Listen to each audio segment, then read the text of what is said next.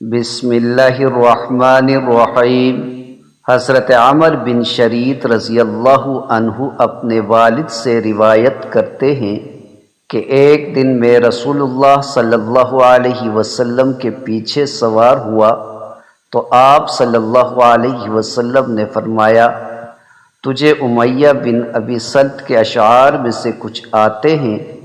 میں نے عرض کیا، جی ہاں۔ آپ صلی اللہ علیہ وسلم نے فرمایا، سناؤ۔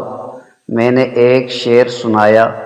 آپ صلی اللہ علیہ وسلم نے فرمایا، اور سناؤ۔ پھر میں نے ایک اور شعر سنایا۔ آپ صلی اللہ علیہ وسلم نے فرمایا، مزید سناؤ، یہاں تک کہ میں نے 100 شعر سنائے۔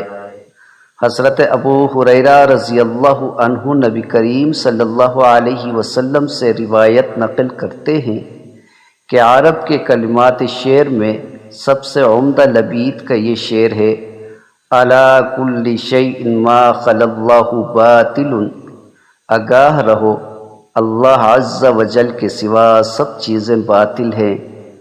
حضرت ابو سعید خدری رضی اللہ عنہ سے روایت ہے کہ ہم رسول اللہ صلی اللہ علیہ وسلم کے ہمراہ مقام عرج کی طرف جا رہے تھے کہ ایک شاعر سے شعر پڑھتے ہوئے سامنا ہو گیا تو رسول اللہ صلی اللہ علیہ وسلم نے ارشاد فرمایا، شیطان کو پکڑ یا شیطان کو روکو۔